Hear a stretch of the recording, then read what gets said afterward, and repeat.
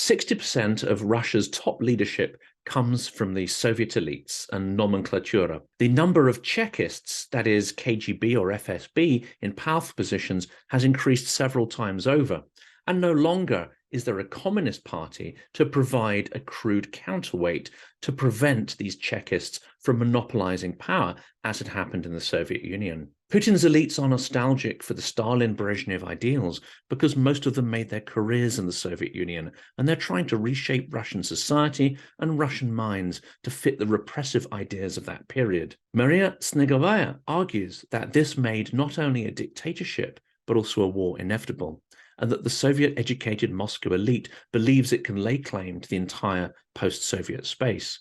The solution to deter Russia's aggression is not just a change of government, but fully-fledged lustration.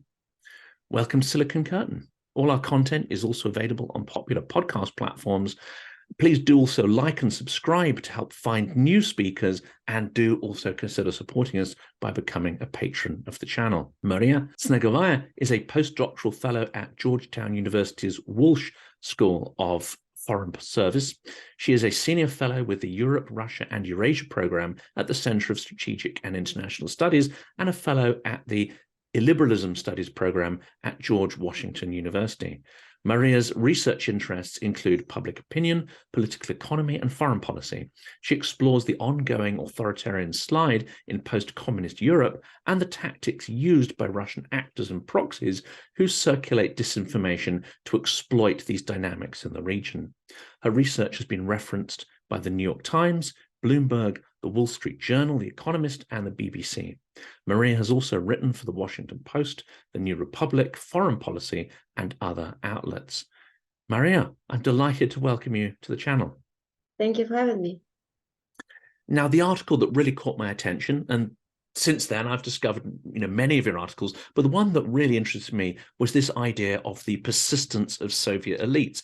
Because I think many people in the media in the West are really struggling to understand why Russia is behaving as it is, and why what we're seeing seems to be a throwback to the Soviet period.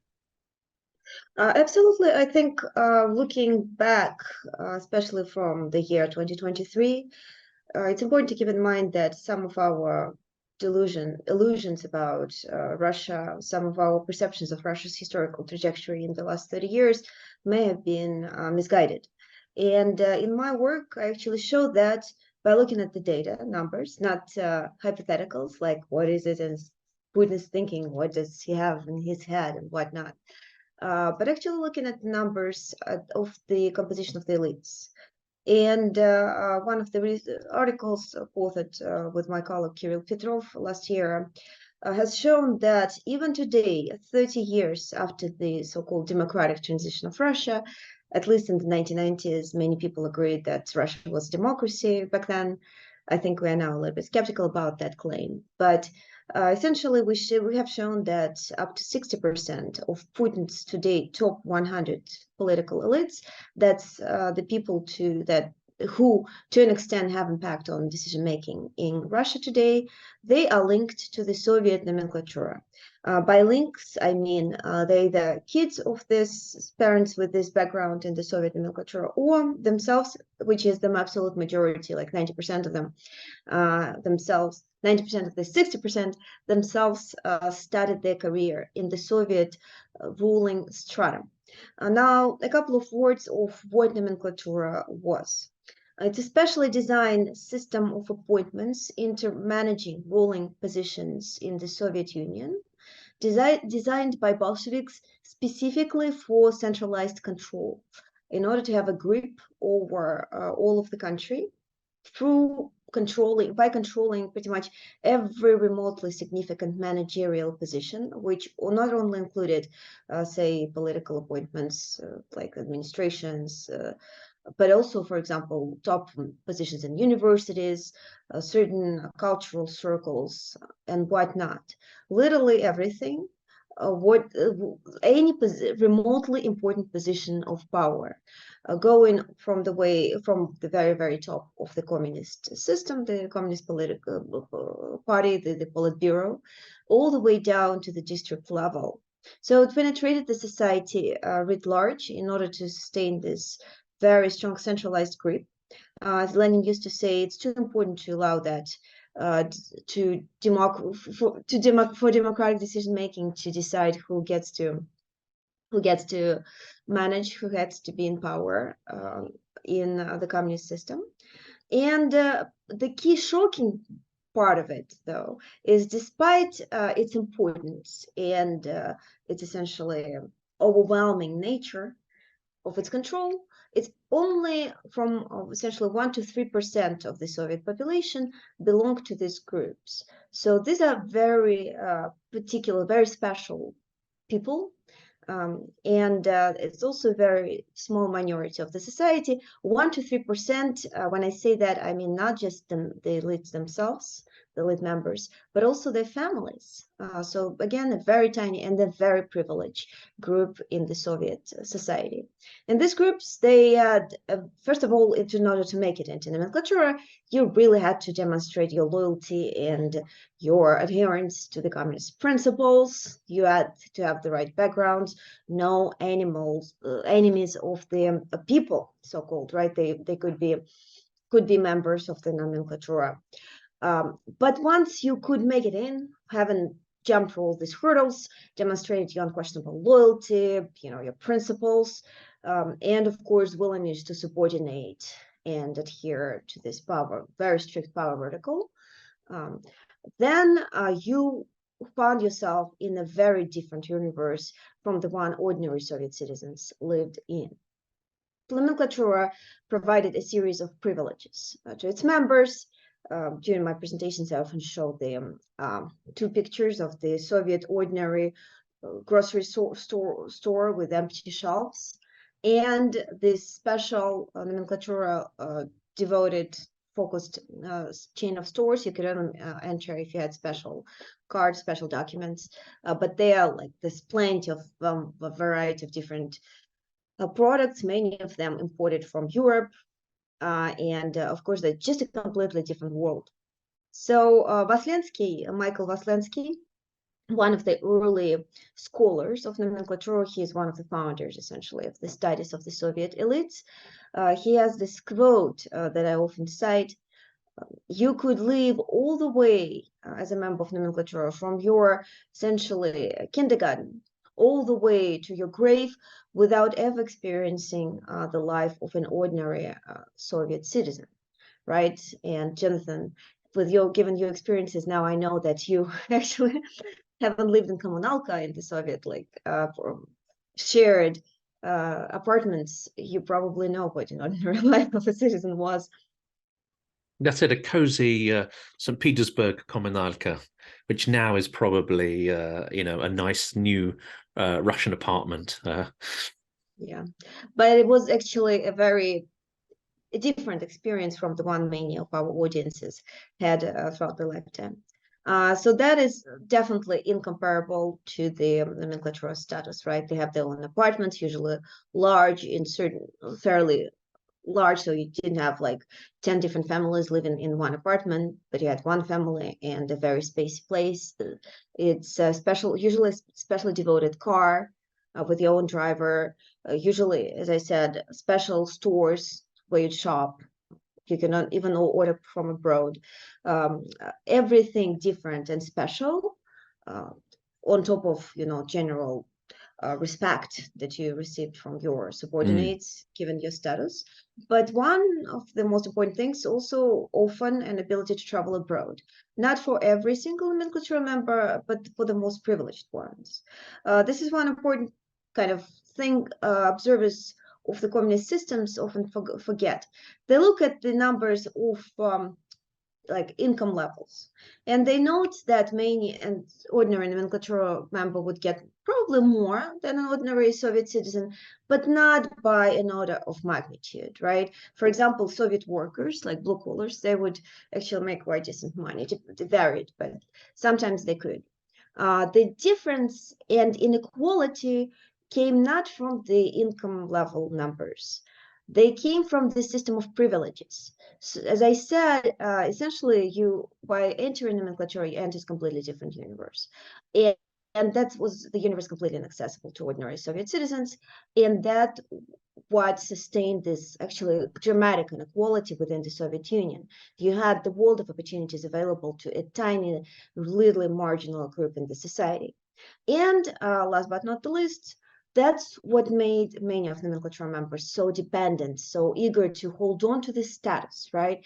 And as I said before, in order to make it there, at least during the early Bolshevik years, at the time when there were still some social lifts, so it was not completely unimaginable for an ordinary Soviet citizen to make it into nomenklatura ranks, especially given the fact that Stalin also would kill a lot of those on an ordinary basis, so there was some vacancies.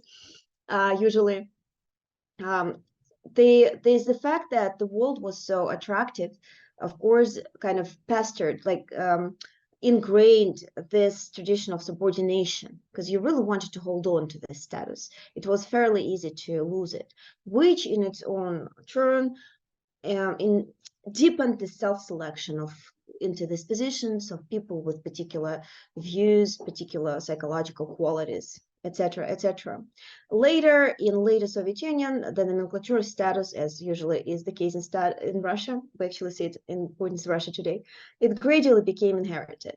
By 70s, it's very hard to enter nomenklatura from outside. You are born into it, and usually you know essentially where you're likely to end up given your family status. As the Russian joke goes, can a colonel's son become a general? No, because the general has his own son. So essentially, that's why it's very important to note that today the same people who have the same ties to this very particular social stratum manage to disproportionately hold on to power in Russia. And this is an interesting point, isn't it? And I think this is one that is missed by a lot of criticism of Russia. When we see news reports, when we see analysis of Russia, it tends to focus on corruption, and it tends to focus on rights as an issue. But these are ostensibly going to be not superficial, but you know what I mean? They're going to be sort of exterior changes rather than fundamental changes to the system. What you're describing here is a system of inheritance, of extremely deep nepotism and rights, not rights, privileges. It's a very different type of structural change that is required to root that out. And in some ways, it seems to me that nepotism is a far bigger problem than the issue of corruption. I mean, exactly in the sense that corruption is not some kind of evil thing. And also, by the way, note how people who talk of corruption rarely start by defining it. And by not defining concept, that's one thing I always teach my students. You need to start by define, otherwise you may be talking about everything at the same time, or you may not be actually in a disagreement with your opponent, right? Usually by not defining corruption, we tend to assign it some sort of transcendental, almost divine qualities, because everything becomes corruption. And then, of course, like everything evil is corruption, essentially, very often in the rhetoric of Russian opposition, and maybe for political purposes, that's the right narrative. But for analytical purposes, it certainly is not.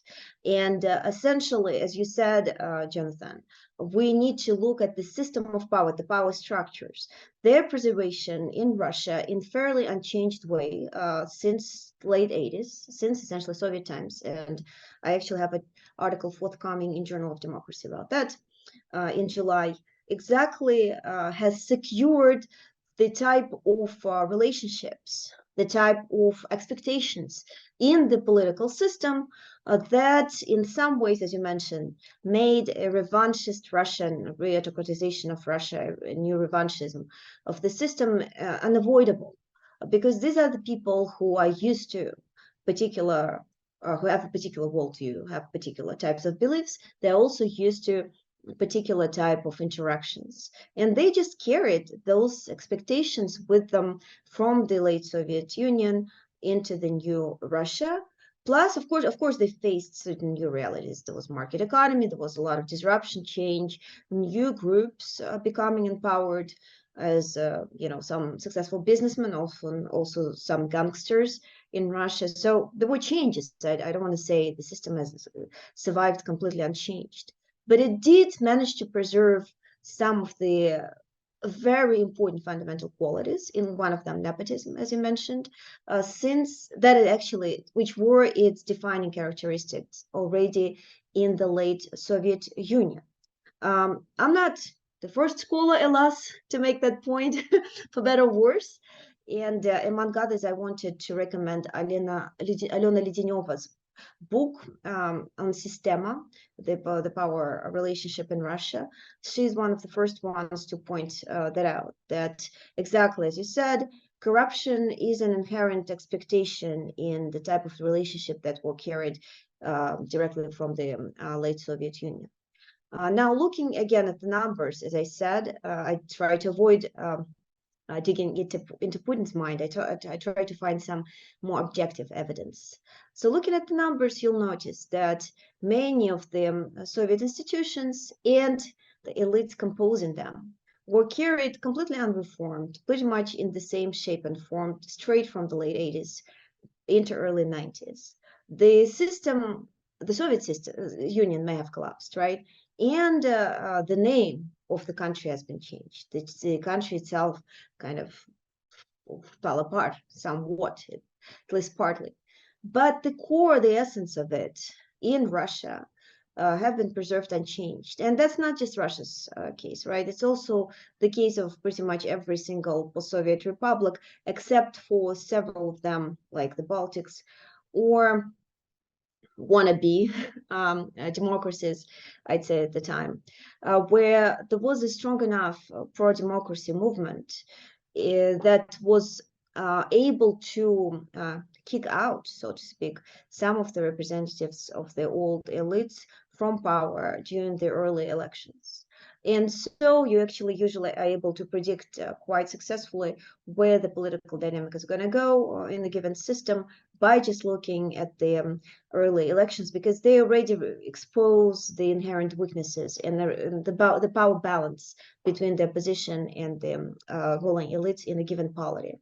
In case of Russia, you see that the opposition is very weak since late 80s, early 1990s, since the first free elections, and those were quite free. That's actually even international recognized. You see that Communist Party members, essentially the status quo actors, they hold on to power pretty much in every single region. The only places where the opposition candidates, the so-called independents, was somewhat successful would be, guess what, large cities. And it would be large industrial cities like maybe Moscow, maybe Leningrad at the time, St. Petersburg today, a couple more. And does that remind you of anything, Jonathan? Well, yeah.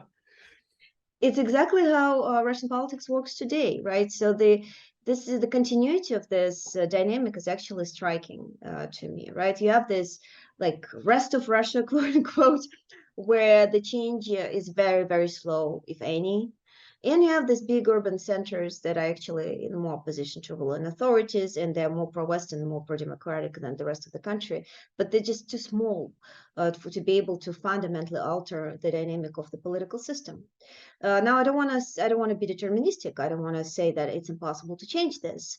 And if anything, I think we've seen some modernization unraveling in Russia since, like in 2000s, as a result of the income level rising. So that's actually quite in line with what modernization theory would expect to happen. We eventually had 2011-12 protests, opposition protests, when that was when Putin announced his decision to come back to power in 2012. I mean, not to power, but to become Russian president again. He never really left power, sorry.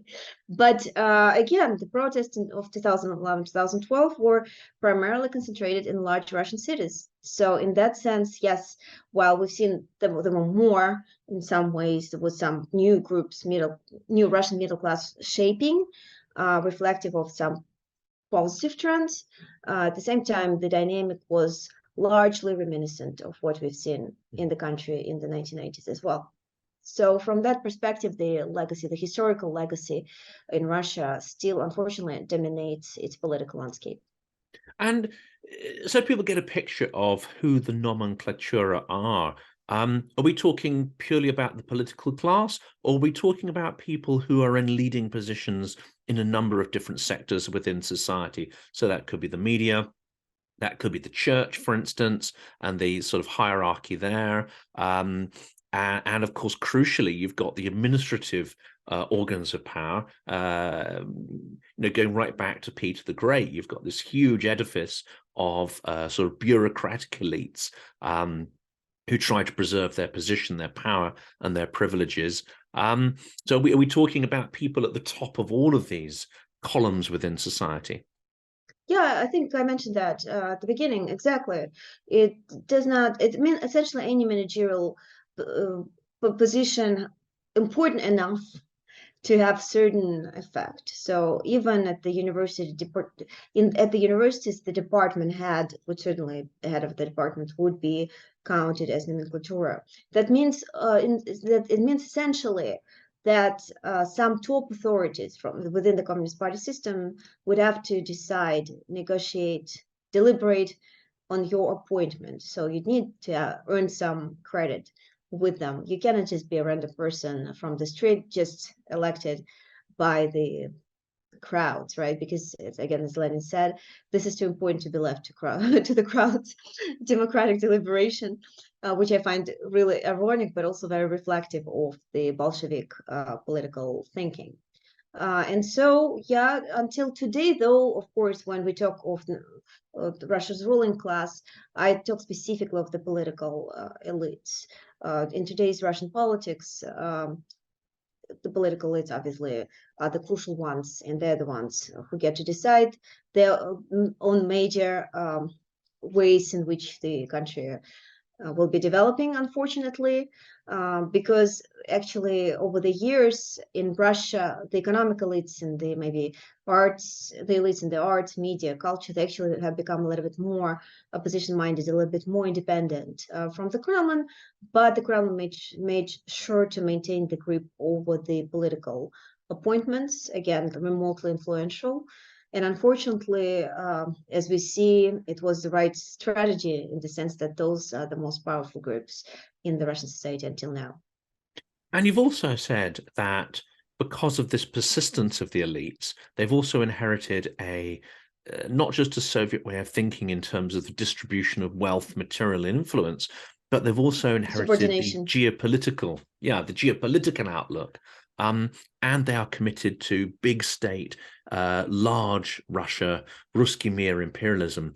So where has this idea come from? And why are the elites so sort of hung up on this particular, say, 18th or 19th century brand of imperialism? Exactly. So essentially, the question is, why does it matter? So what? The elites in different countries often express a degree of continuity, even in post-Nazi Germany. Many of the former members of the Nazi power held on to their positions just because, I mean, where else are you going to get people with some experiences in the political system, right? You need a lot of the bureaucrats at different levels in any country. And so inevitably, you end up essentially drawing them from the same pool, the same reserve. But the difference in the Russian case is, first of all, is that it happened at the disproportionately large degree. So as I mentioned before, in some instances, political and international, like Ministry of International Affairs, for example, was transferred almost completely unchanged in its composition from the Soviet Union into the new Russia. So above 90% of the same members or more. And even in the economic realm, where at least some rotation was taking place, Boris Yeltsin, first Russia's president, actually allowed some new young reformers to join in. Even there, the elites with nomenclature ties dominated even in the 1990s. Even if, again, economic realm, as I mentioned before, is one of the areas where at least some rotations been taken place. But why does it matter that all these elites with such particular views held on to power? Exactly as you said, Jonathan, and I also show that in my research based on the statements of these political leaders, but also surveys. There's a survey of the Russian elites that actually asks them every 4 years. Just ask them, I don't know if they can still continue doing the same in the future, but this is a great reserve on data that used to ask the Russian elites in post-Soviet Russia every 4 years about the international positions, attitudes. So we see at a very consistent basis that these groups retain a very Soviet type of view of the international politics. And what do I mean by that? Well, first of all, it's important to understand that, as I said, selection of nomenklatura was a very, very focused, right? The Bolsheviks were very committed not to let random, quote-unquote, traitors in. So first of all, they would select people with specific views. Second, throughout their career, throughout the staying in nomenklatura, they would continuously train them, re-educate them, essentially brainwash them to ensure that their political views, the international geopolitical views, are in line with their quote-unquote party line. And that was achieved through a system of special universities, which you could only enter if you had the right connections, if you belonged to the right families. Then subsequent system of extra training, higher education, second education schools, etc., etc. Also, most of the elite members in the top 100 political elites right now, they're in the mid 50s and 60s, nearing their 70s, which means like Putin's peers, essentially, which means that they got into the nomenclature system and got the education that corresponded to the period of the 70s, which is also the peak of the Cold War. So it's important because that means that they got ingrained, educated, right, brainwashed into a particular set of beliefs associated to that period of the Soviet Union, which was generally how Bolsheviks viewed the world and the role of great powers in it, but also specifically to the Cold War, particularly hostile vision of that same view world. So what does it mean? So essentially, it's a series of beliefs that includes the West, and by the West, we mean NATO, and by NATO, we mean the United States. You can probably recognize Putin's rhetoric there. The West is inherently hostile to Russia. It wants to undermine it. Whatever it does, that's consistent with the view of zero-sum game view, so-called. Whatever it does, it's usually if it's beneficial for the West, it means it's bad for Russia. There is no place for compromising in that worldview, because there's no possible solution that you can find that's actually beneficial for both parties. It's either one or another. So NATO's expansion is inherently problematic for Russia from that perspective, since it sort of shrinks the power areas zones of influence of Russia. And also Russia is a great power, and it also maintains inherent in that worldview, inherent right claim on its neighboring territories, especially territories which used to belong to the Soviet Union.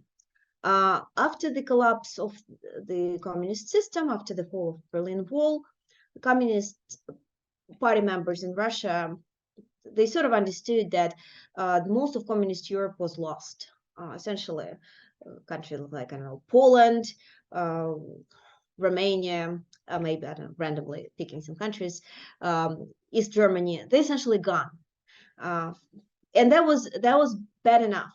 But at least they thought they can still maintain certain claims over the neighboring areas, especially those that used to belong to the Soviet Union per se. And we see consistently, and this is where I think many scholars like John Mearsheimer, for example, who claim that it was all about NATO expansion, they a little bit miss that point from the worldview, which is very closely linked to how these groups see the world, right?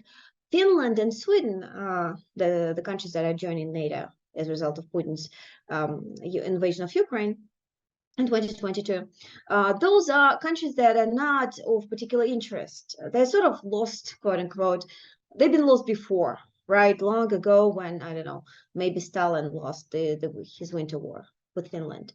But so there's no, even if they join in NATO, it's okay that we're never part of the influence of Russia's this influence zone in the first place. But countries like Ukraine, Belarus, I don't know, Kazakhstan and others, right? Georgia as well, for instance. Georgia, of course, yes. This is a completely different story. This is so-called our space, and there's a term that's very reflective of these beliefs in the Russian language, the near abroad. The near abroad somehow does not include Finland, even if it's like literally 5 hours from St. Petersburg by car. But it does include, as you said, Georgia, Ukraine, and unfortunately for those countries, and many others. And so that means that Russia needs to preserve specific control over these countries. Essentially, it means that these countries have limited sovereignty. And it doesn't really matter what sort of alliance these countries are willing to enter with the West, be it NATO or the European Union or something else. All of that is a big red flag to Russia. That's why I actually absolutely am certain that Putin back in 2014 was triggered by Ukraine's decision to sign certain agreements with the European Union, right? It was not so much about NATO as it was about these countries trying to flee Russia's influence zone and enter someone else's, but the Western. I mean, the world is fundamentally sort of bipolar also in that worldview. Also, by the way, note the interesting change, substitute. It used to be, right, the bipolarity and Russia against the West. That same belief of the fundamental hostility of the West, it remains. But there's no claim of bipolarity anymore. Russia is clearly weaker now, so it cannot claim to be the only contestant, the only opponent of the West. So instead of bipolarity, they now use the term multipolarity, which ultimately refers to the same idea. It's Russia against the West, but there's other actors that Russia tries to sort of make join its alliance. And by other actors, we of course mean China, first and foremost. So why is it so important to understand? Well, it's because, as Keynes prominently said, ideas matter more than we understand. Ideas ultimately, perhaps, are more influential even than economic interests in some cases. And unfortunately, in case of Russia, we really come to realize that ideas of Vladimir Putin and his closest elites, they tend to matter more than even Russia's economic interest, right? Because a lot of the choices that the political leadership of Russia made last year ultimately undermined Russia's economic standing in the long term. The European energy markets, for example, are lost for good, and it's always been one of the key sort of areas that Russia wanted to hold on to. Essentially, it has nowhere else to sell a lot of its gas supplies, for example. But that's obviously is inferior. That this considerations comes second in the view of Putin and his elites to other factors like geopolitical influence or this obsession with contestation with the West or maintaining leverage over the quote unquote near abroad countries like Ukraine, unfortunately for Ukraine. And another idea, which actually has even deeper roots, of course, is the idea of autocracy. That autocracy is the only valid way to rule a country like Russia, which is a patchwork of nationalities. And it seems that that idea has been preserved not just through Bolshevism and the dictatorship of the proletariat, but actually that is preserved also from Tsarism. And there are aspects to Putin's rule where he taps into, I would say, a very sort of deep psychology and sort of the visuals of that sort of Father Tsar type idea. And it's quite persistent, isn't it? And it actually works with a lot of people. I've had conversations with many Russian acquaintances, and they say, well, you know, democracy is all very well here. and with the implication they don't quite believe it's a real thing anyway. But democracy is fine for you, but it's not going to work for us. It's never going to work in the Russian context. And I don't believe that's the case, but there is an interesting idea there. And it's an idea that is definitely used and weaponized by propaganda to try and perpetuate the idea that autocracy is the only viable and the only moral system for Russia.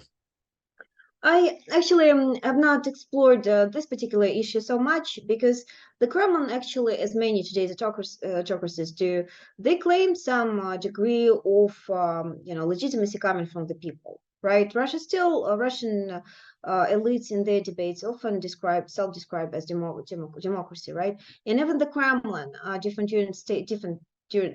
stages of Putin's rule. It's been he's actually facing a quarter century at this point, right? Just a reminder, he's been there for a while. He actually like the Kremlin used to describe Russia's quote unquote sovereign democracy. This is from the mid 2000s.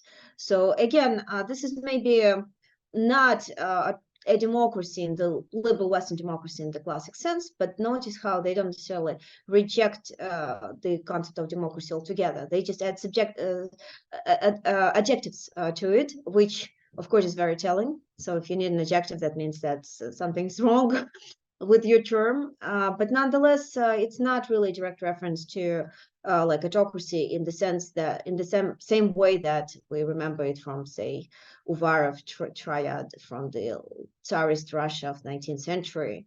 Autocracy, I think people's very different people, right? Autocracy and orthodoxy. I think translating it correctly, самодержавие, православие, народность. And so that's a little bit different. I think for most Russians, even in the polls, if you ask them, they actually say they support democracy. And Russian political system is based not so much on total elimination of the election, even if it also happens, as to try to demotivate the opposition-minded groups from coming to the election, from expressing their votes. It's useless. Everything is already decided for you. But the elections are still happening, even if they're often falsified and whatnot, but they're not fully replaced or eliminated, partly because that's not a socially popular idea. One more thing I wanted to mention, talking about the geopolitical views and the international views, I think that a lot of the analysis today tends to over-focus on the personality of Vladimir Putin. For very understandable reasons, for the very reasons, Jonathan, that you asked me about autocracy, right? It's obviously a super presidential system where one person has on president levels, really huge levels of control over the country. And Putin, probably one of the most powerful people in the world today, just because a US president faces some checks and balances and constraints. And frankly, last year, we've seen that Putin hardly faces any at all domestically, even if, of course, Russia is much weaker than the United States by pretty much any other on any other dimension. But look at it again, going back to the elite issue. This, I think, over-focus on Vladimir Putin tends to overshadow the underlying structural characteristics of the system. And if you want to see what Russian elites say or used to say about foreign policy, let's go back to the times. Again, it's not easy. When before Putin became Russian president, Russia existed before that, even if, as I mentioned, it was almost a quarter century ago at this point. At the time, in 1990s, we have a lot of evidence of Russian elites, maybe not Boris Yeltsin at the very top, but many of the individuals surrounding him, voicing many of the beliefs that are very reminiscent of what Putin is saying today. And this is also okay, of course, also happen to be the individuals with nomenklatura backgrounds. Some of them just, the numbers just over time reduce due to natural causes. They tend to decline just because nobody lives forever.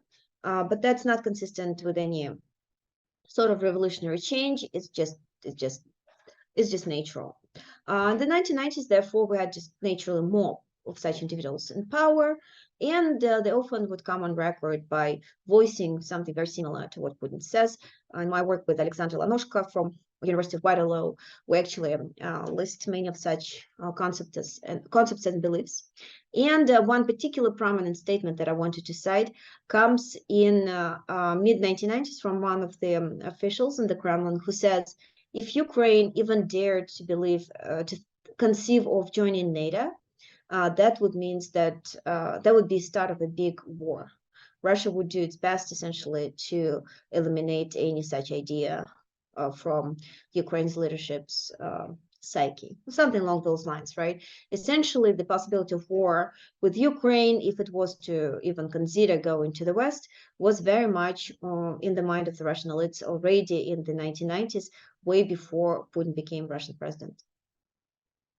And of course, the popularity of NATO in Ukraine at that point was not that significant. And in fact, if it was to be put to the vote in the 90s, or even at any point up until 2014, it's likely that that vote would have been negative.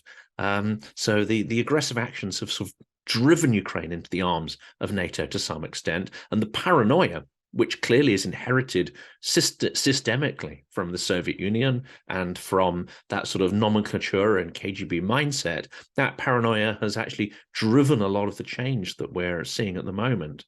I don't know if you sort of study paranoia or the role of the KGB within that mindset elite. We haven't sort of broken out the sort of KGB, FSB particularly, but how entrenched do you think they are? Because in the period of the Soviet Union, and Yuri Felshtinsky, I know, has talked very extensively about this, you had a sort of primitive or crude balance of power. You had the Communist Party, you had the military, you had the KGB, and to an extent, they kept each other in check. You had to almost rule through some kind of consensus. Now it seems that there is one power center, and it's Putin, and it's really centered much more on the KGB FSB class within the nomenklatura. Absolutely, and this is where I would recommend our audiences go and check the work by Andrei Soldatov and Irina Baragan, the really great colleagues, very smart people.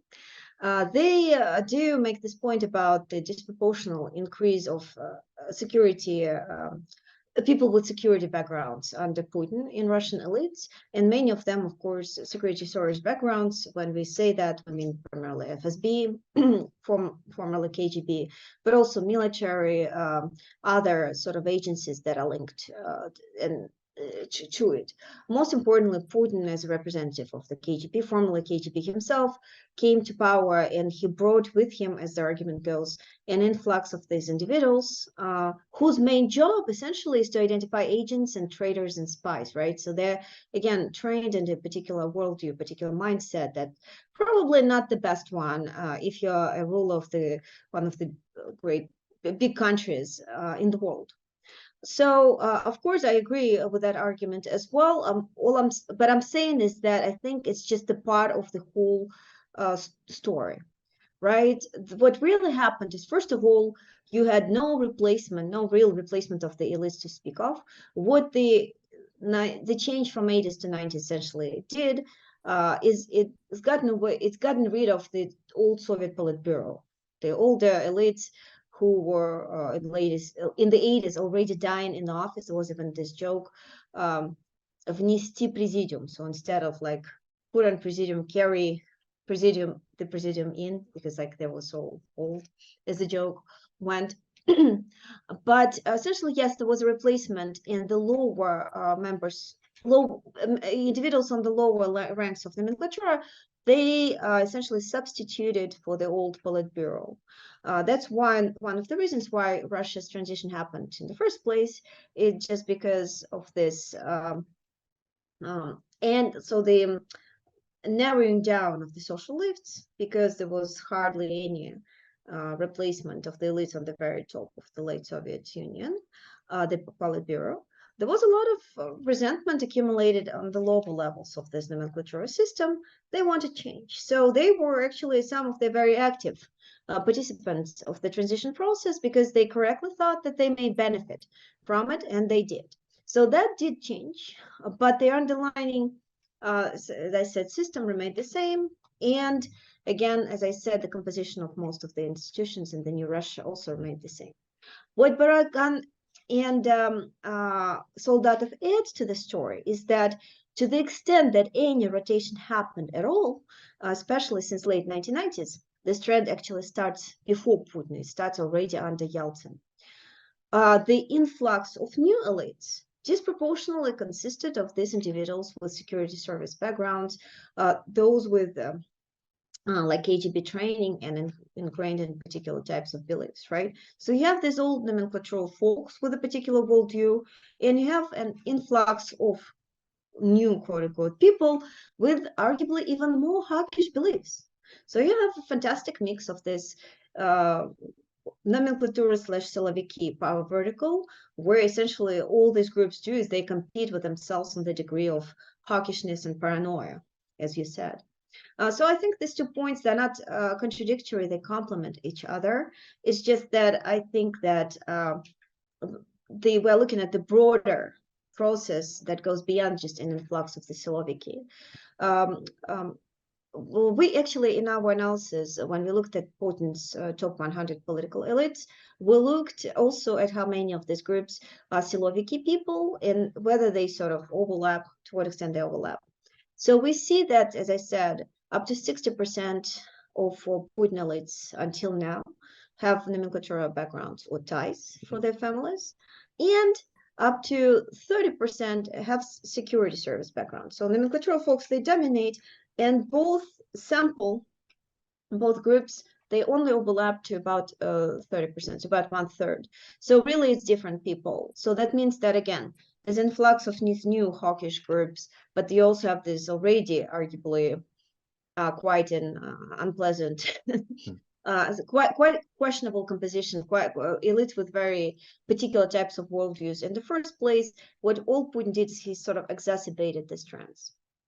And that makes this invasion of Ukraine and the efforts over, the last 2 decades to try and exert control back over Ukraine, that gives it a far more systemic flavor, doesn't it? Because it's not just about deposing Zelensky. It's not just about Putin's paranoia and, frankly, sort of, racism against Ukrainians. It's that if the Ukrainian system of multiple revolutions was to come into play in Russia, it would mean that multiple elites start to erode or lose their positions, whether it be in the media, the church, Siloviki, or wherever. You're looking at a systemic change and a systemic threat. And part of this invasion is not really just about to gain territory in strategic ports and so on. Isn't it the case that they try to reimpose that nomenklatura system with Kovalchuk and many others that would have been behind him if they'd succeeded? Yeah, absolutely agree on both accounts. First of all, we are looking at the structural characteristics of the system, where you just lack active enough civil society to achieve a radical change within the system, and therefore it continues pretty much from the Soviet times. From that perspective, ultimately, I believe that, as I said before, some sort of revanchism of the Russian political system would be inevitable either way. Would it be Putin or not? We actually are looking at the elites who were considered elite members who in late 1990s were considered as possible alternative contenders to Putin, only to demonstrate that all of them expressed some sort of similar revanchist beliefs, such as, for example, Russia's great power, the importance to, give the strong response to NATO, stop NATO expansion, reassert control over the neighboring territories, countries, and whatnot. So the question, of course, becomes to what extent the war was inevitable. That, I'm afraid, I'm unable to make that claim, right? I do believe that over the years, Putin's personalistic tendencies, right? Power grabs, absolute power grabs, absolutely. I think we do see absolute, really serious, strong confirmation of this claim. I think some original inclinations that this group shared, they were exacerbated by this growing personalism of the system. So even if a different person may have handled this a little bit differently, I think, right? It's hard to argue that. Well, Putin certainly, as a person with KGB background, as I said again, as we discussed before, had arguably more hawkish and paranoid like preferences perhaps than some other individuals who would generally agree with his worldview, but maybe not to such an extent. Just a reminder that even during this very memorable Security Council meeting last February, before Putin announced his war, there was some really tiny little small effort on the side of Sergei Naryshkin, for example, the head of SVR, to make a different claim that maybe let's try to talk to Ukraine one more time, something along those lines. But overall, you're right about the fact that even if with Putin gone, a different ruler comes off top of Russia, before we in the West eagerly seize on this opportunity to try and reset relationship with Russia once again, and I'm sure there will be voices encouraging us to do that at that time, I think we need to think real hard about where this person is coming from and whether the systemic change has really taken place in Russia at the time, which I seriously doubt will be the case. But on the other hand, I also see that as more of an optimistic conclusion, because ultimately, if radical change was possible, again, historically, unfortunately, in Russia, it hasn't been often the case, but if it was possible, generally speaking, there is no, I think, absolutely absolute determinism here, right? You could imagine a different type of elites coming to power, and in a way that Ataturk did in Turkey, right? Ultimately pushing the country to different trajectory. That's not unimaginable, even if it's a very tiny. The possibility of that happening is really, really small, and I think it's actually getting smaller day by day. But that's just my conclusion. You're absolutely right about these tendencies in the Russian system today that are, again, extremely reminiscent of what we've seen in late Soviet Union, like Brezhnev Russia, where many of the positions gradually become inherited. The elites are not eager to give up their power status. Instead, they try to make their kids into the system, and some of the kids are already holding certain positions at the ministerial level, like Patrushev's son, for example. And there's certainly the new nomenclatura emerging in Russia, which also is ironically partly the old nomenclatura. So it's some hybrid. It represents some sort of hybrid from the old and new. But you see that the incentives, the power structures, the informal types of connections, right? Ultimately, they're very similar to some extent to what we've seen in the Soviet Union, arguably, and somewhat with some sad irony, the system is less institutionalized than what used to be the case in the Soviet Union. As you said yourself, there was some counterbalancing within the Soviet system. And even if we remember the memorable decision of Brezhnev to invade Afghanistan, during the Politburo negotiations, he actually faced some objections from other Politburo members. Putin also faced a tiny little bit of resistance, but nowhere near the serious kind of backlash as Brezhnev received. So this also unfortunately comes to show that Russian system is, if anything, degrading. It's getting worse than what it used to be even during the Soviet times. All of these considerations, of course, leave us in quite a dangerous situation with a country that unfortunately is unable to set up its political system in the right way, and that, I'm afraid, is going to be the case going forward. I know we're almost out of time there, but it's a very difficult question, isn't it? In that where you have this concentration in the elite, and we're talking here about many thousands of people, not just a handful, and that concentration has sort of the genetics of the system have pushed people to be, loyalists to go into those positions, people with less imagination, people who are less capable of challenging, the status quo and talking truth to power. It suggests that it would be very, very difficult to root out or change that system. This was going to be my last question, but I think this probably is the topic for another conversation, which is how do you actually change a system like that?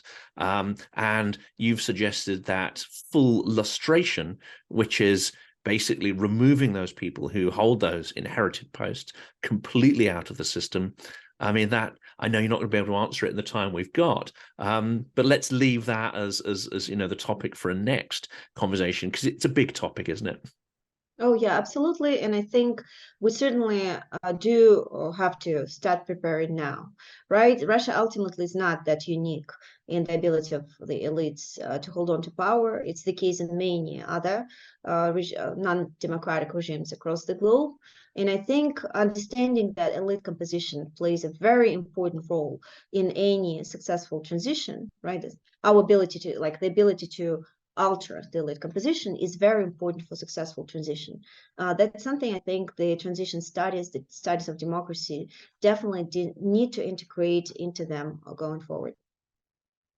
Well, that's been fantastic talking to you. There's so many ideas here that I'd love to sort of dig into in a lot more detail. We're going to put links to your articles in the description of the video.